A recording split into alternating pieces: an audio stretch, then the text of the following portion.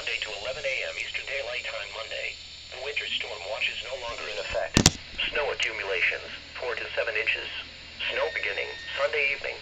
Period of most intense snow around midnight Sunday night through pre-dawn hours of Monday. Snow diminishing by Monday afternoon. Winds east 5 to 15 miles per hour with gusts up to 25 miles per hour. Impacts, hazardous travel conditions are expected due to reduced visibility along with snow accumulation. A winter storm warning for snow means that heavy snowfall will make travel dangerous. If you must venture out at all, use extreme caution.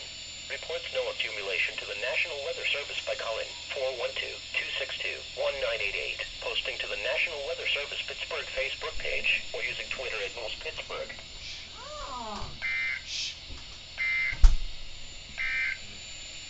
The winter weather